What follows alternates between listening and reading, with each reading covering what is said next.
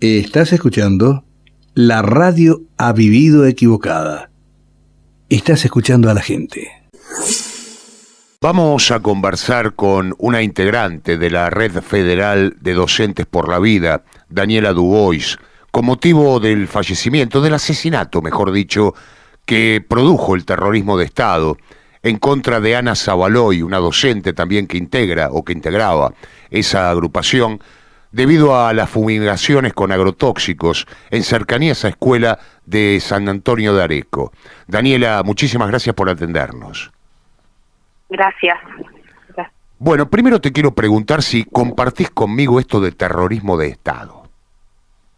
Sí, recién te escuchaba y es polémico, pero en cierto aspecto es real. Uh-huh. Perdón, que tengo retorno. Tenés bajo el retorno, a ver si lo podemos subir, cabezón. No, me escucho a mí. Ah, porque estás escuchando a través de... Ah, está bien, dale. Ahí está. Ya está, listo, solucionado, gracias. Bárbaro. Mira, sucede que el Estado es un cómplice directo del agronegocio.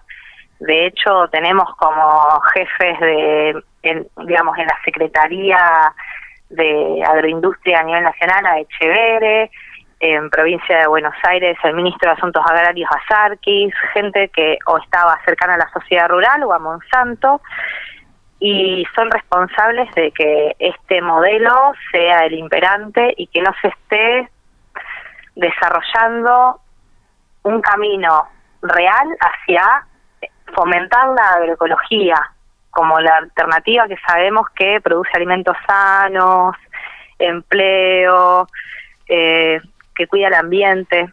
Uh-huh. Daniela, ¿vos sos de San Antonio de Areco también? Yo soy de San Andrés de Giles, que es el pueblo que está al lado. Ajá. ¿Y sucede exactamente lo mismo? Sí. Ajá. Sí, es muy similar. Quizás también cada localidad, cada municipio, se puede ver una correlación de fuerzas distintas, pero las fumigaciones las sufrimos todos. Ajá. ¿Y desde cuánto hace que están las fumigaciones?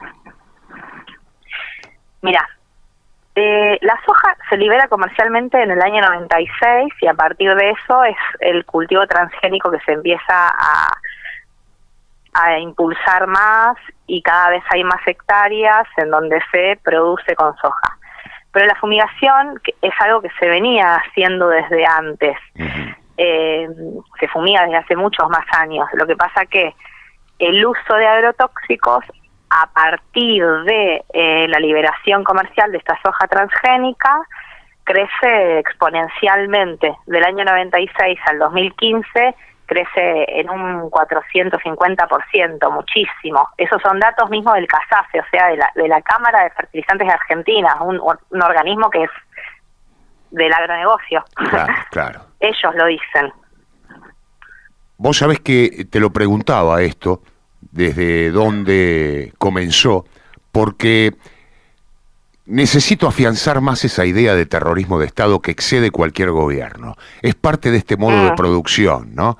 Es parte de este sistema atroz, perverso, asesino, que se cobró una nueva vida en el caso de tu compañera Ana Zavaloy, una docente que integraba la agrupación que vos también componés. ¿Quién era Ana Zavaloy? Anita Zavaloy era una mujer maravillosa, sabia, cálida, que no tenía pelos en la lengua, que decía lo que necesitaba decir y al mismo tiempo no solo se quedaba en una cuestión de denuncia, sino que el reclamo que, por ejemplo, ella le hacía a que los gremios la acompañaran, que en ese primer momento no lo han acompañado, a partir de las declaraciones que hicieron los gremios de estos últimos años sobre el cierre de escuelas rurales, más que nada toda la política pública nefasta que llevó adelante Vidal, varios gremios empezaron a pronunciarse.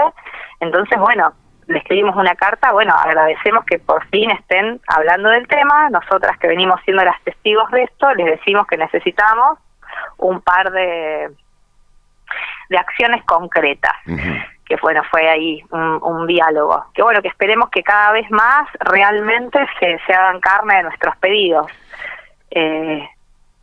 Con respecto a esto que vos decías del terrorismo de Estado, se me vino a la cabeza un capítulo del libro de Soledad Barruti, el libro Malcomidos. En ese libro en un momento habla de ecología subversiva. En ese apartado ella cuenta de unos trabajadores del INTA que estaban desarrollando algo que sería como la agroecología, que todavía no se lo llamaban de esa manera, pero todo un fomento a esa rama. Ujú. Y cómo el terrorismo de Estado ya en aquel entonces eliminó toda esa rama de trabajo y persiguió a esos trabajadores.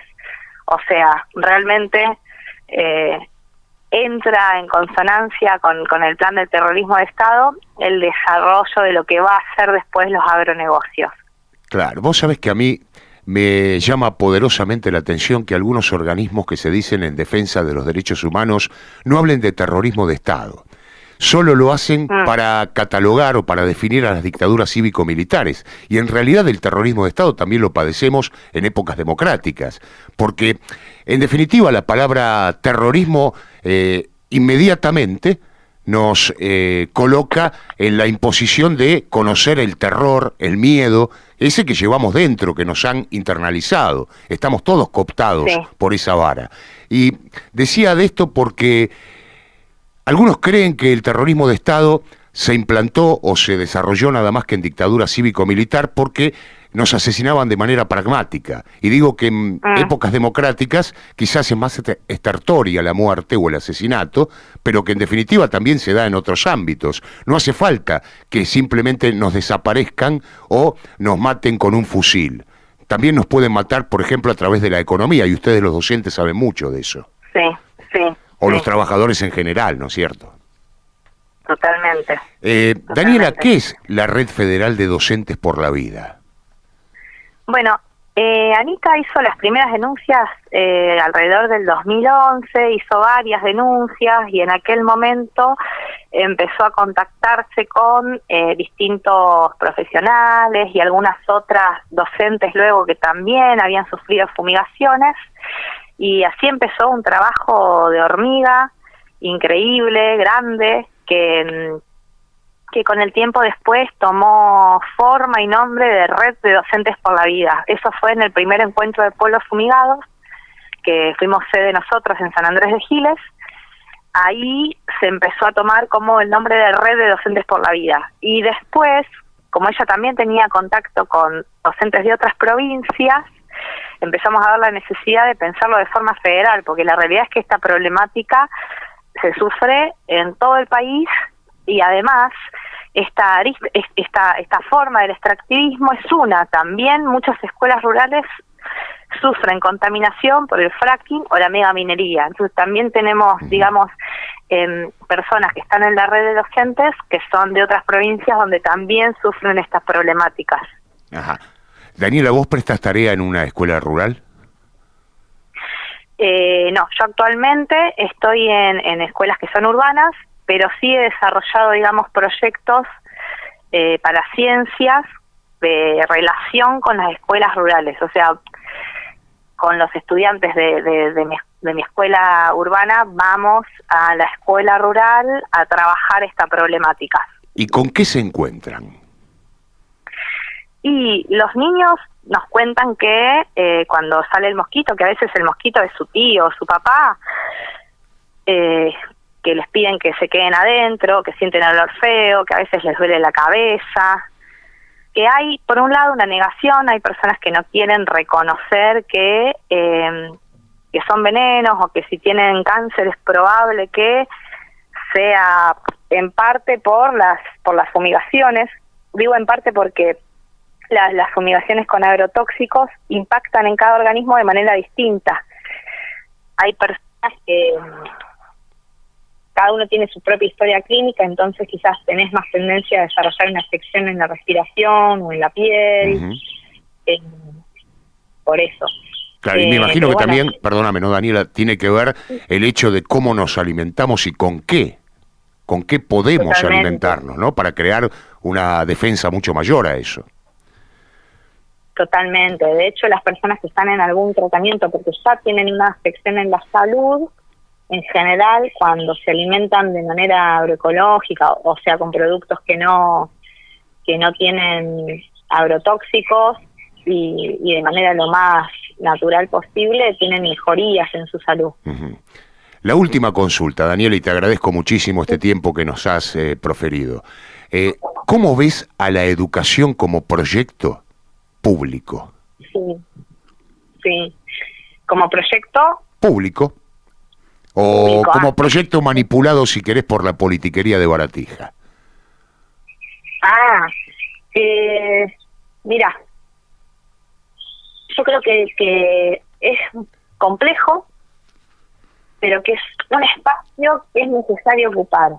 Anita solía tratar de hablar o hacerle llegar algún video o algo a institutos de formación docente, digamos, los semilleros de personas que después iban a estar a cargo de un espacio áulico.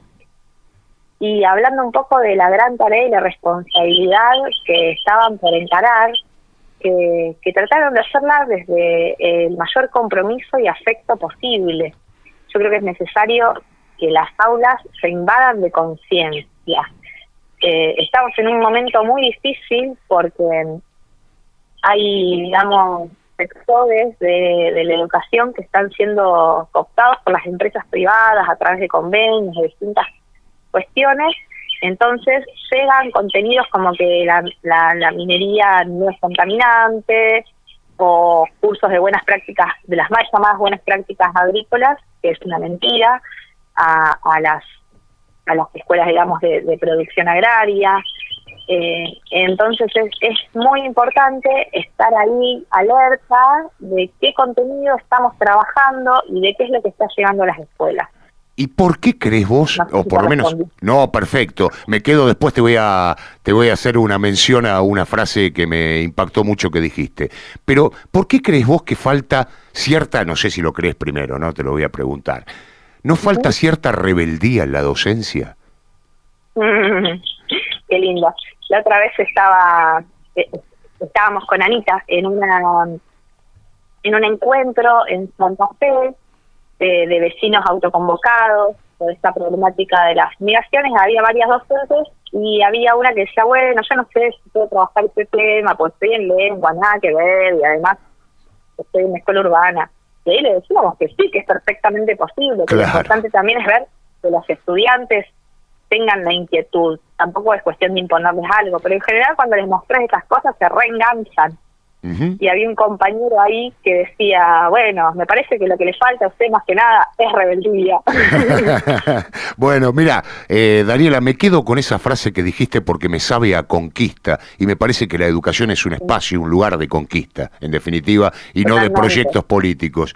Cuando dijiste espacio a Totalmente. ocupar, y allí lo tenemos que ocupar todos, docentes, aquellos que quedaron excluidos de la educación, aquella comunidad educativa que somos todos, en definitiva, para ocupar, resistir y subvertir esta enseñanza de que se profieran algunos mensajes en favor de algo y en contra de algo cuando no se ocultan.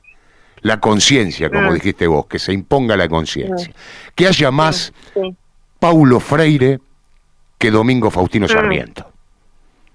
Totalmente. Totalmente. Te mando un abrazo, Daniela, muchísimas gracias por este aporte. Gracias, muy cálida la charla. Daniela Dubois, integrante de la Red Federal de Docentes por la Vida, detallándonos sobre este asesinato, este nuevo asesinato del terrorismo de Estado, por más que a la titular de la Correpi no le guste definir así a estas etapas pseudodemocráticas. Un nuevo asesinato que tuvo como víctima a una docente de una escuela rural en San Antonio de Areco, Ana Zabaloy, quien murió víctima de cáncer producto de la contaminación con agrotóxicos que lleva adelante en concupiscencia el Estado junto a las grandes empresas monopólicas del sector.